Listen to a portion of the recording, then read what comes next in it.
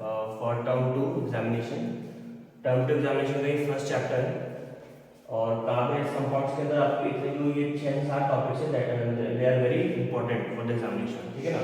तो सबको हम लोग डिस्कस करेंगे वन बाय वन, जहाँ पे एग्जाम्पल की जरूरत होगी हम यहाँ पे एग्जाम्पल भी दूंगा, ठीक है ना। आपको बिल्कुल यहाँ पे फोकस करना है, ठीक है। चलिए स्टार्ट करते हैं कोवलेंट बॉन्ड्स एंड प्रॉपर्टीज की। टॉपिक 1, तो कार्बन एंड कंपाउंड से एक छोटा सा मतलब इंट्रो देख लें। इंट्रो का मतलब ये होता है कि कार्बन है क्या चीज, है ना। तो बहुत लोगों को पता होगा, जिनको नहीं पता वो देख लीजिए। जब भी अपन बात करें कार्बन की, तो कार्बन के अंदर आपको एक चीज ध्यान में रखनी है, इसका एटॉमिक नंबर जो होता है, इसका जो एटॉमिक नंबर होता है कितना होता है, 6 होता है, ठीक है ना। ठीक है, एटॉमिक नंबर इज 6। अगर हम इसके एटॉमिक मास की बात करें, एटॉमिक मास की बात करें कितना हो जाएगा, 12, ठीक है। और अगर मैं बात करूं कौन से ग्रुप का मेंबर है ये, इसका जो ग्रुप होता है वो होता है 14, ठीक है ना। ये 14 ग्रुप का फर्स्ट मेंबर है, 14 ग्रुप का फर्स्ट मेंबर है। तो जनरल इंट्रोडक्शन है जो आपको ध्यान रखना है। तो सिंबल क्या होता है, सिंबल भी ध्यान रखना इसका सिंबल होता है कैपिटल सी। सिंबल क्या होता है इसका, capital C. Is that clear. तो ये छोटा सा इंट्रोडक्शन है, जिसको मालूम है बहुत अच्छी बात, जिसको नहीं मालूम उसको मालूम हो गया होगा। बात करते हैं सीधे कोवलेंट बॉन्ड की। What do you mean by covalent bond, ठीक है ना। बॉन्ड कई टाइप के होते हैं, आयनिक बॉन्ड होता है, कोवलेंट होता है, हाइड्रोजन बॉन्ड होता है, वैन डर वाल्स बॉन्ड्स होते हैं, मेटालिक बॉन्ड होता है ना, दुनिया भर के बॉन्ड है। लेकिन हमारे काम का क्या है इस चैप्टर के अंदर, कोवलेंट बॉन्ड। अपन यहाँ पे अन्य की बात नहीं करेंगे, केवल जो काम की बात है वही करेंगे। कोवलेंट बॉन्ड का मतलब ये होता है म्यूचुअल शेयरिंग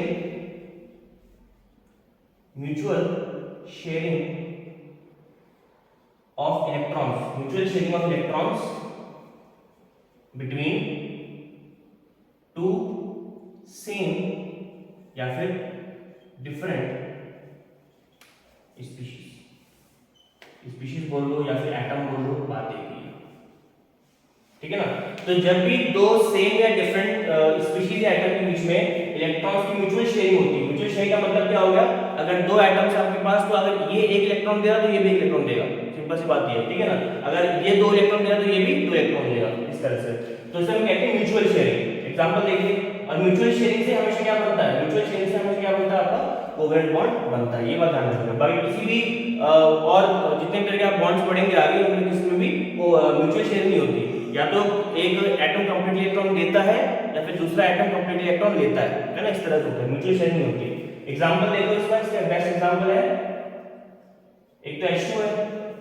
अभी मैं कार्बन के आगे लिख रहे हैं ना, H2 में देखो क्या हो रहा है, हाइड्रोजन के पास इलेक्ट्रॉन है और दूसरे हाइड्रोजन के पास भी इलेक्ट्रॉन है, दोनों ने म्यूचुअल शेयरिंग की और क्या बन गया आपका H बॉन्ड H बन गया, क्या बन गया, इसे कहते हैं म्यूचुअल शेयरिंग, ठीक है ना। सपोज कीजिए हमारे पास O2 है ना, तो एक ऑक्सीजन दूसरा ऑक्सीजन, अभी मैं सेम की बात कर रहा हूं, ठीक है ना। तो एक ऑक्सीजन के आउटमोस्ट शेल में कितने इलेक्ट्रॉन्स होते हैं, 6 होते हैं, 1 2 3 4 5 6, 1 2 3 4 5 6, ठीक है ना। तो दो इलेक्ट्रॉन इसने दिए और दो ही इलेक्ट्रॉन इसने भी दिए, पास में आ गई, होगी म्यूचुअल शेयरिंग। और जैसे म्यूचुअल शेयरिंग हुई, O डबल बॉन्ड O, ये कंपाउंड हो गया आपका, जिसको क्या बोलते हैं, O2 कहते हैं, ठीक है ना। अगर मैं डिफरेंटली बात करूं, डिफरेंट एग्जांपल आपको देते हैं कि सर आपको सेम एग्जांपल दे दो, डिफरेंट दे देते हैं। H2O, एक हाइड्रोजन और एक ऑक्सीजन, अलग अलग एटम्स हो गए।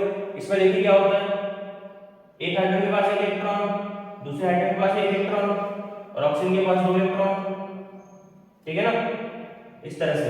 तो देखिए ये एक इलेक्ट्रॉन दे रहा है तो ऑक्सीजन अपना इलेक्ट्रॉन इसको भी देगा, ये एक इलेक्ट्रॉन दे रहा है तो ऑक्सीजन अपना इलेक्ट्रॉन एक और इस तरह से देगा। तो किस तरह की बॉन्डिंग होगी, दैट इज HHO, ये बन गया आपका H2O।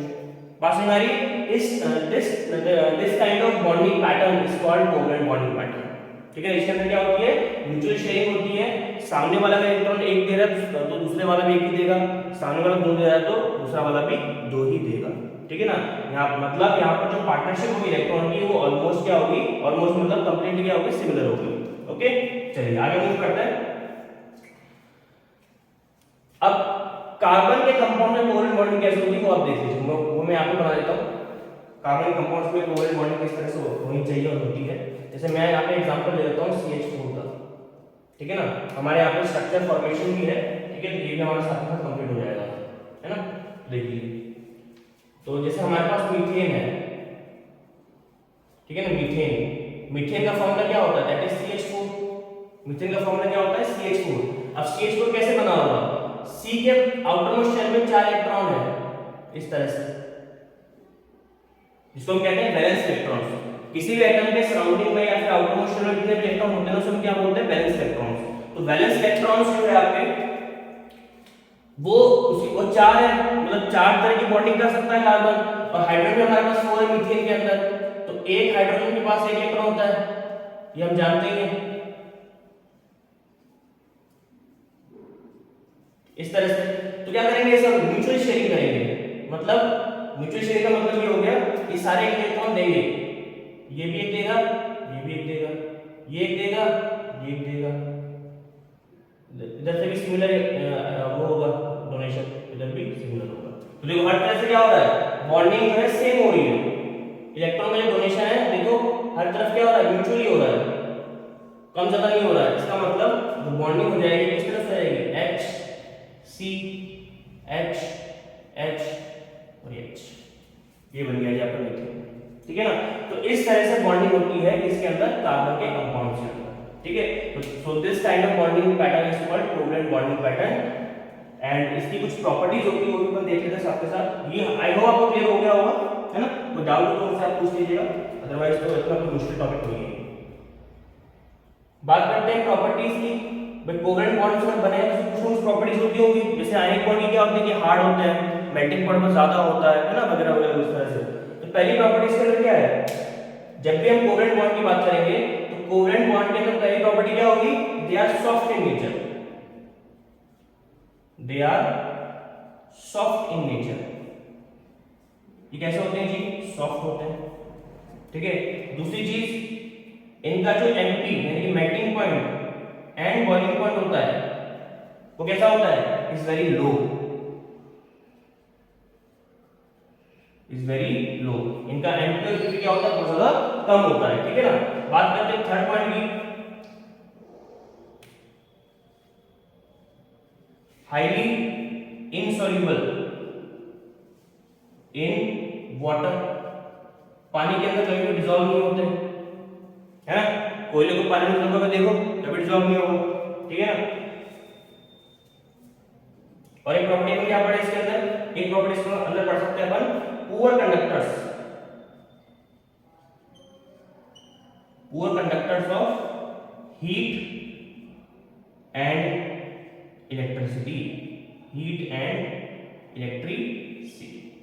ठीक है, तो हमने पहला टॉपिक यहाँ पे खत्म कर लिया है।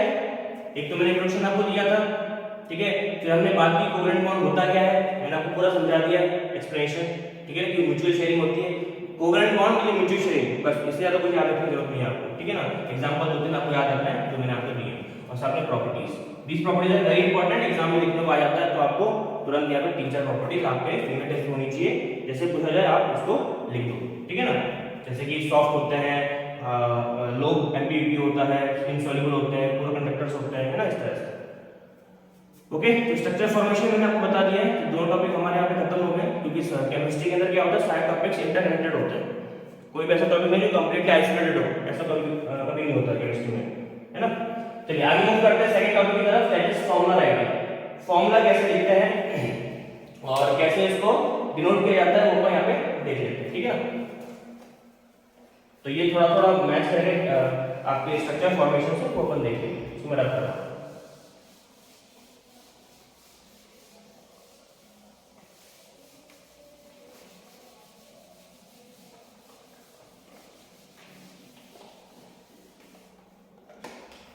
चलिए आगे मूव करते हैं। तो फॉर्मूला राइटिंग अगर बात करें तो फॉर्मूला राइटिंग क्या होता है, तो फॉर्मूला राइटिंग का मतलब ये होता है फॉर्मूला लिखना किसी भी कंपाउंड का, है ना। मतलब आप क्या लिख सकते हो,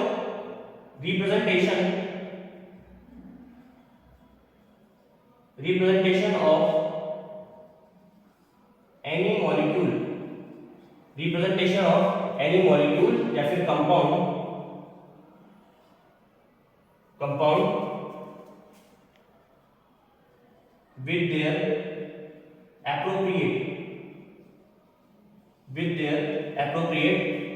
with their appropriate what,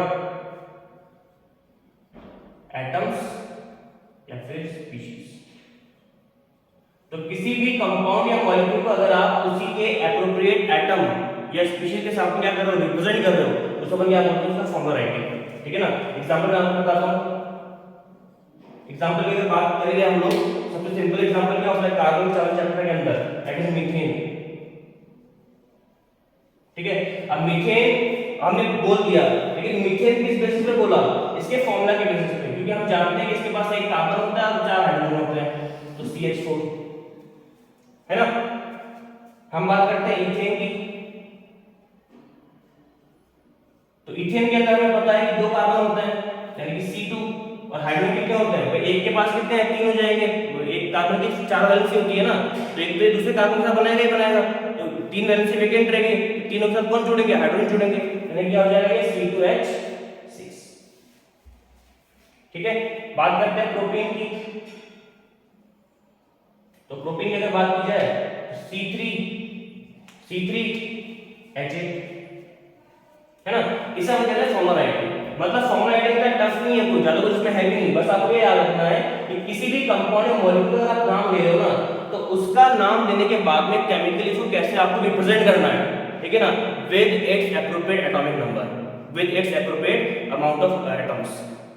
कुल मिला के बात ये है, मुझे पता है मीथेन के पास एक कार्बन है, 4 हाइड्रोजन एटम्स है, रिप्रेजेंट कर दिया मैंने। पास में आ रही है, ये चीज आपको थोड़ा सा ध्यान रखना पड़ेगा। ठीक है, चलिए ये भी हमारा हो गया। फिर हम बात करते हैं very most important topic, that is homologous series, है ना। तो मैं इसको रख कर देता हूं क्योंकि इसमें ज्यादा कुछ नहीं।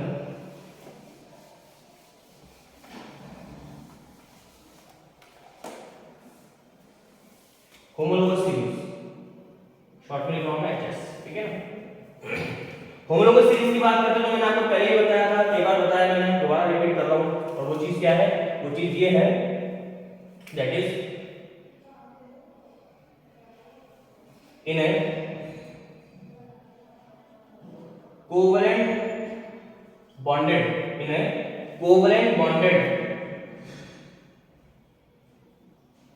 molecule series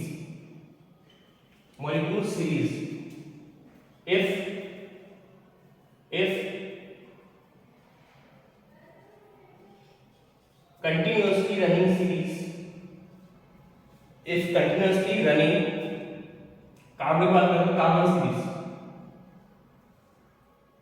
covalent bonded carbon बनेगा, कार्बन ऐड करके थोड़ा सा ज्यादा करेंगे, carbon series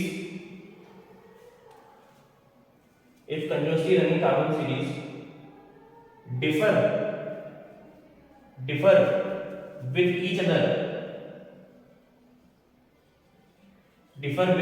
each other by CH2 group only,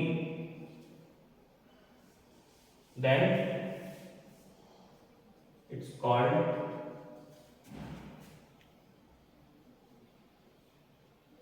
homologous series। ठीक है, तो ये जो डेफिनेशन है, बुक की डेफिनेशन नहीं है, अगर आपको बुक की डेफिनेशन याद करनी है तो बुक के अंदर लिखा हुआ है, आप आराम से रटो, कोई प्रॉब्लम नहीं है, है ना, खूब रटो, आप दिन रात रटो, कोई दिक्कत नहीं है। लेकिन अगर आपको समझना है ना, अंडरस्टैंड करना है इस टॉपिक को, ताकि आप एग्जाम जाए खुद से लिख सको, तब इस तरह की डेफिनेशन आप क्या कर सकते हो, लिख सकते हो, इसका मीनिंग और जो सेंस कंप्लीटली क्या करता है, मैच करता है। कहते हो क्या है कि पहले तो हम किसकी बात कर रहे हैं, पहले हम बात कर रहे हैं कोवेलेंट बॉन्डेड कार्बन कंपाउंड्स की। जब भी हम बात करते हैं कोवेलेंट बॉन्डेड कंपाउंड्स की, तो उसके अंदर हमको किसकी बात करनी है, कार्बन की बात करनी है, चैप्टर का नाम ही वही है ना। अब बाकी और भी लोग भले कोवेलेंट बॉन्ड बनाए, आपको उससे मतलब नहीं है, ठीक है ना, आपको मतलब किससे, केवल कार्बन से। तो कार्बन वाली सीरीज के अंदर अगर सारे के सारे एटम्स कोवेलेंटली बॉन्डेड है, तो आपको उस सीरीज को देखना है जो कंटीन्यूअसली रनिंग है, कंटीन्यूअसली रनिंग कार्बन सीरीज, मतलब कार्बन 1, कार्बन 2, कार्बन 3, कार्बन 4 इस तरह से, ठीक है, इसको कहते हैं कंटीन्यूअसली रनिंग सीरीज। अगर सारे के सारे मॉलिक्यूल्स या स्पीशीज एक दूसरे से डिफर कर रहे हैं, केवल और केवल एक CH2 ग्रुप के कारण, के कारण, तो उसे अपन क्या बोलते हैं, उस सीरीज को अपन क्या बोलते हैं, उस सीरीज को हम कहते हैं कि होमोलोगस सीरीज। ठीक है ना, मतलब कार्बन 1 2 3 4 5 6 7 8 9 10 कंटीन्यूअस सीरीज हो गई, तो दोनों स्पीशीज, कोई भी बीच को स्पीशीज आप उठा लो, अगर सीरीज रनिंग है तो दोनों स्पीशीज एक दूसरे से केवल CH2 ग्रुप से ही क्या करेंगे, डिफर करेंगे, और किसी से डिफर नहीं करेंगे। प्रॉपर्टी वाला सब कुछ क्या हो जाएगी, मैच हो जाएगी। ठीक है ना। एग्जांपल देखो कैसे, एग्जांपल देख लीजिए। तो इसको मैं लिखता हूं HCH2H CH3CH2H CH3CH2CH2H CH3CH2CH2CH2H CH3CH2CH2CH2CH2H। ठीक है, ऐसे अपन एक 5 एग्जांपल लेते हैं, इसको ध्यान से देखिएगा। पहले वाले को क्या बोलेंगे जी, पहले वाले का नाम क्या है, मीथेन। एक कार्बन 4 हाइड्रोजन, देखो एक कार्बन 4 हाइड्रोजन, कैसे लिख सकते हैं अपन, सिंगल बॉन्ड है, ध्यान रखिएगा। ये हो गया आपका इथेन, है ना, C2H6 मिल लेना कार्बन। ठीक है, इसको हम बोलेंगे जी प्रोपेन। ये हो जाएगा जी आपका ब्यूटेन, और ये हो जाएगा जी आपका पेंटेन। ठीक है ना। अब इन दोनों में मुझे आप डिफरेंस बताओ, मीथेन और इथेन एक दूसरे डिफर कर रहे हैं किस बेसिस पे, केवल CH2 बेसिस पे। आप इथेन में से CH2 को बाहर निकाल दो, क्या बन जाएगा, मीथेन बन जाएगा। चेक करके देखो बताइए, आपने यहाँ पे CH2 को बाहर निकाला, आपने CH2 को ऐसे बाहर निकाल दिया, तो CH3 और H क्या हो गया, CH3 और H क्या हो गया, CH4 हो गया, तो क्या होता है, मीथेन होता है। अब मीथेन के अंदर CH2 ऐड कर दो, क्या बन जाएगा, इथेन बन जाएगा, है ना। प्रोपेन और इथेन में किस तरह का डिफरेंस है, अगेन CH2 का। यहां से आपने CH2 हटाया प्रोपेन में से, क्या बन गया, इथेन बन गया। इथेन में आपने CH2 जोड़ दिया, क्या बन गया, प्रोपेन बन गया। इस तरह से जब हम कंटीन्यूअस सीरीज की बात करते हैं ना, तो कोई भी दो कंपाउंड हमेशा एक दूसरे से डिफर करेंगे on the basis of CH2 only, that's it. ठीक है, apart from CH2 the physical chemical properties will be similar, ठीक है ना। तो ये होगा आपका homologous series. Is that clear everybody? कोई डाउट हो तो मुझसे पूछ लेना, अदरवाइज ये टॉपिक आपको इतना ही करना है और फिर एग्जांपल आपको करना है। ठीक है, अब जैसे एक एग्जांपल और दे देता हूं आपको, ताकि आपको ऐसा नहीं कि हर बार सेम टाइप के एग्जांपल देते हैं। तो इस बार आपको एग्जांपल देते तो दूसरा वाला, उसके बाद फिर आगे आपको मूव कर जाएंगे। देखिए H CH2OH CH3 CH2OH CH3 CH2OH CH3 CH2OH। ये देखिए, ये एग्जांपल देखिए आप, ये क्या हो गया आपका, this is your methanol, this is your ethanol, this is your propanol and this is your butanol। अब देखिए मिथेनॉल और इथेनॉल एक दूसरे की चीजें डिफर कर रहे हैं केवल CH2 के साथ। आप CH2 इसमें से रिमूव कर दो, मिथेनॉल बन जाएगा। मिथेनॉल के अंदर CH2 ऐड कर दो, क्या बन जाएगा, इथेनॉल बन जाएगा। ठीक है ना। तो ये हमने क्या लिया, अल्कोहल ले लिया अपने, दिस इज योर अल्कोहल, है ना। तो जरूरी नहीं कि आप केवल यही आप लीजिए, आप कोई भी ले सकते हैं, बस कंडीशन क्या होना चाहिए, कोवलेंट कोवलेंट बॉन्डिंग वाला कार्बन होना चाहिए, बस बात इतनी सी है और कोई बात नहीं। ठीक है, तो मैं इसको रख कर देता हूं, उसको आप नोट डाउन कर लीजिए, देख लीजिए जो भी है, आगे बढ़ते हैं।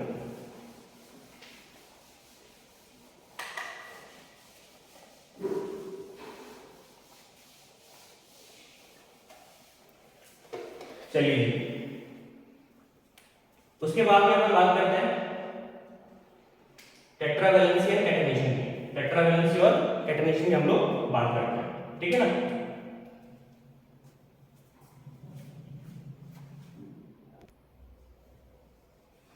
हाँ जी, तो नेक्स्ट जो हमारा टॉपिक है, you can see here tetravalency and catenation.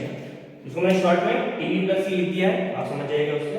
देखिए टेट्रावैलेंसी और जब भी हम कैटेनेशन की बात करते हैं तो इसको अपन कहते हैं versatile nature of carbon, versatile nature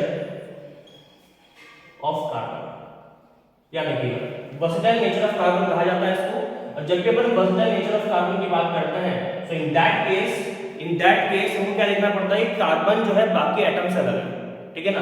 जिसमें से एक तो क्या शो कर रहा है, टेट्रावैलेंस शो कर रहा है, और एक क्या शो कर रहा है, ये कैटेनेशन प्रॉपर्टी शो कर रहा है। टेट्रा वैलेंसी का मतलब क्या होता है? जब भी अपन बात करते हैं टेट्रा वैलेंसी की, इसका मतलब ये होता है कि कार्बन कैन फॉर्म व्हाट?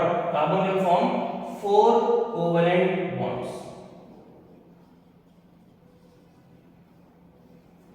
ठीक है, पहली चीज तो ये। दूसरा है कैटनेशन। अब ये कैटनेशन से जुड़ा हुआ है, क्या बोलता है catenation? Due to tetravalency, due to tetravalency of carbon, due to tetravalency of carbon,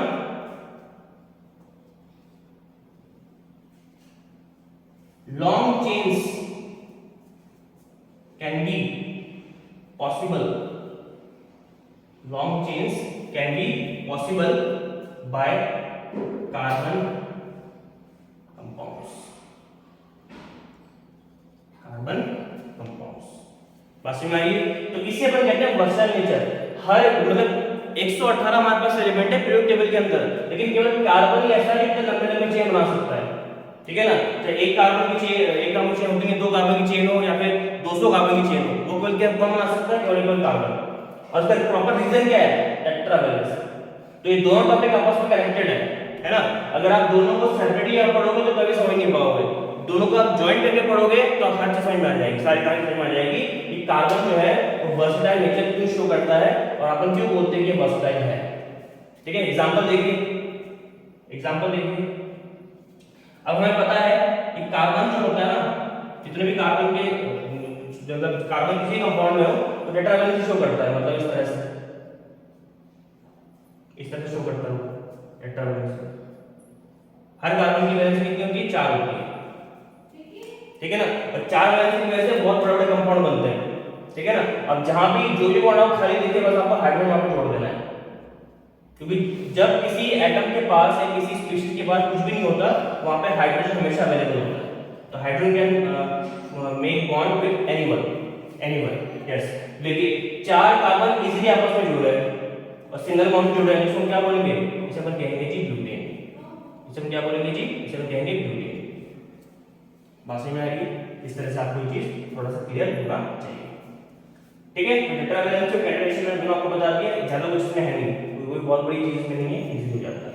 बात करते हैं नेक्स्ट टॉपिक की तरफ में, that is saturated and unsaturated compound. तो इसको मैं रब कर रहा हूं।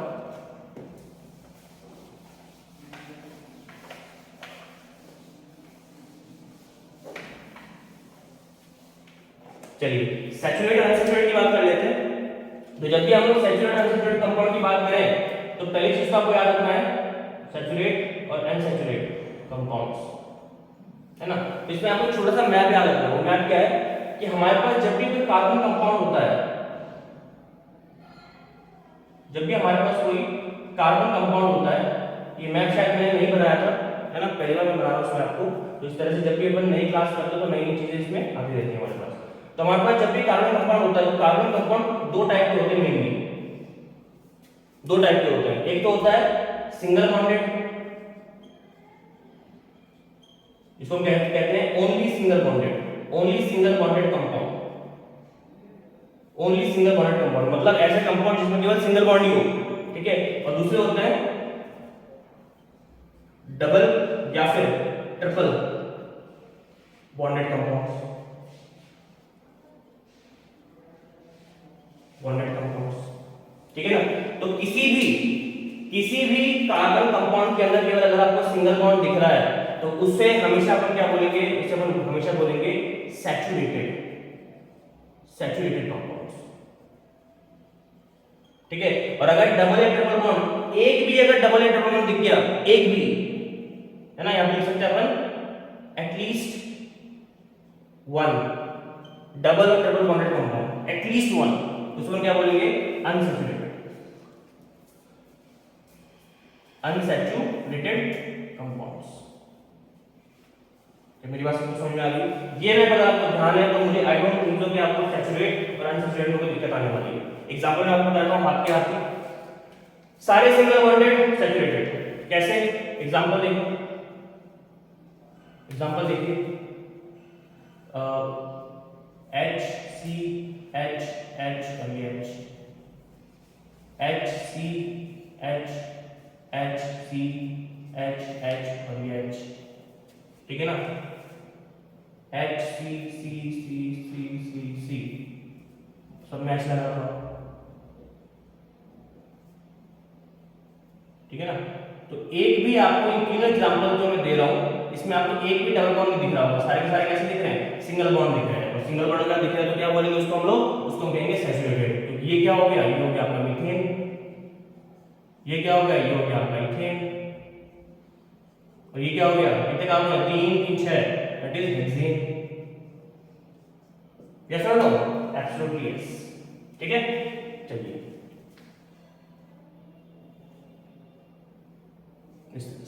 ठीक है, बात करते हैं अनसैचुरेटेड की। और अनसैचुरेटेड तो पहले मैं बात करूंगा किसकी, पहले मैं बात करूंगा डबल बॉन्ड की, डबल बॉन्डेड, और फिर मैं बात करूंगा ट्रिपल बॉन्डेड की, मैं बात करूंगा ट्रिपल बॉन्डेड की। और डबल बॉन्ड के दो एग्जांपल दूंगा, ज्यादा एग्जांपल मैं नहीं दूंगा, आपको सबको पता ही है क्या चीज क्या है, ये बस रिवीजन क्लास है तो मैं उसको रिवीजन के हिसाब से लेना चाहता हूं, ठीक है। डबल बॉन्ड के अंदर अगर एग्जांपल की हम बात करें तो एक तो इसमें बेस्ट एग्जांपल है आपका कौन सा, इथीन, ठीक है। और एक बेस्ट एग्जांपल अपन लेते हैं, इसमें थोड़ा सा बड़ा सा मान लेते हैं, क्या लेते हैं, ब्यूटीन, ब्यूटीन, ठीक है ना। इथीन क्या हो गया, H C double bond C H H और ये H आ गया डबल बॉन्ड। भले यहाँ पे 4 सिंगल बॉन्ड हो लेकिन डबल बॉन्ड की प्रायोरिटी ज्यादा है, ध्यान रखिएगा, double bond is more, double bond has more priority than single bond. You should clear this from your side. Now butene की बात करते हैं तो C 4 है, H H H H यहाँ पे H H double bond H H। तो देखो कितने सारे सिंगल बॉन्ड है लेकिन एक डबल बॉन्ड आ गया, और एटलीस्ट एक भी अगर डबल बॉन्ड है तो क्या हो जाएगा आपका, वो हो जाएगा अनसैचुरेटेड कंपाउंड, ठीक है ना। बात करते हैं ट्रिपल बॉन्ड की। ट्रिपल बॉन्ड के अंदर अपन देख लेते हैं, दो एग्जांपल इसमें देख लेंगे अपन, दो से ज्यादा देखेंगे। एक इसके अंदर आता है इथाइन, इथाइन क्या होता है, HC triple bond CH, HC triple bond CH, triple bond आ गया। हम बात कर लेते हैं मान लो प्रोपाइन की, प्रोपाइन यानी कि HC triple bond C CH3, ठीक है ना। तो एटलीस्ट एक भी अगर ट्रिपल बॉन्ड आ गया तो सब क्या हो जाता है आपका अनसैचुरेटेड कंपाउंड। तो ये पूरा मैप है, इसको आपको बना लेना है, और ये बनाते ही आपका ये टॉपिक का जो झमेला वो हो जाएगा, इसका कोई इसमें दिक्कत नहीं आने वाली आपको, ओके। तो पॉज करके लिख लो, बना लो, जो भी करना है कर लो, आगे मूव करते हैं last point, last topic that is functional group, ठीक है। तो मैं इसको रख कर रहा हूं,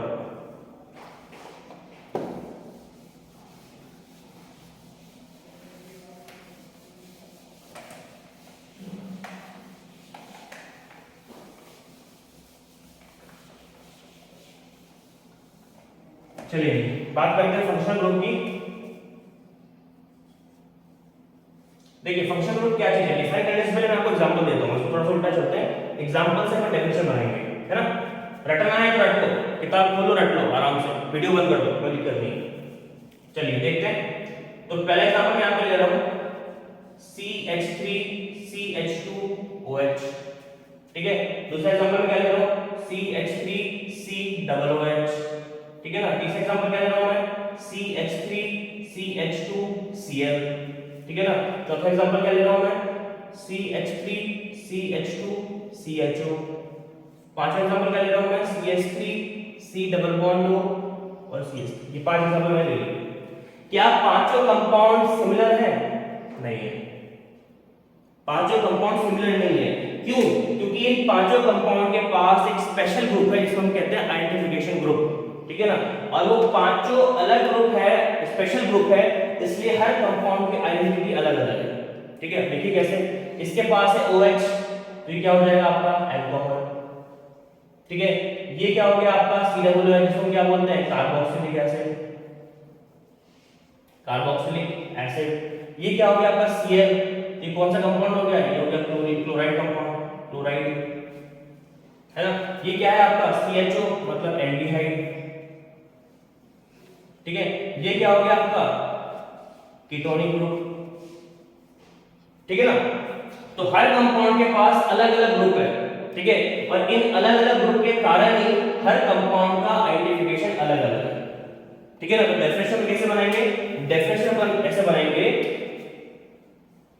due to the presence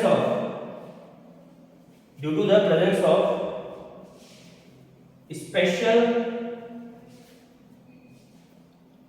activity या फिर रिएक्टिव स्पीशीज विद कार्बन,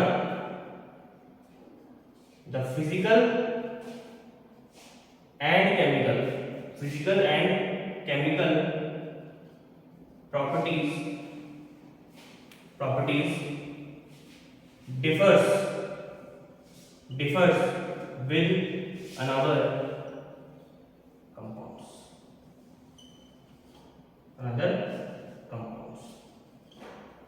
ठीक है। तो कॉल्ड क्या बोलेंगे, कॉल्ड फंक्शनल ग्रुप, ठीक है ना।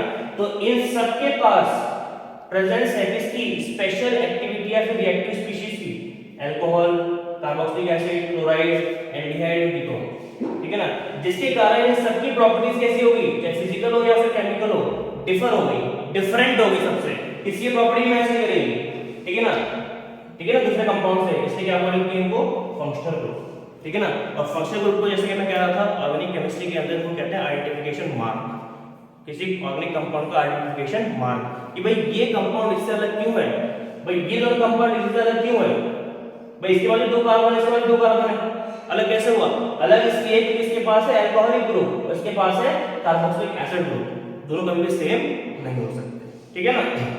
तो इस तरह से हमने सेकंड टर्म के फर्स्ट चैप्टर को कंप्लीटली क्या कर लिया, रिवाइज कर लिया।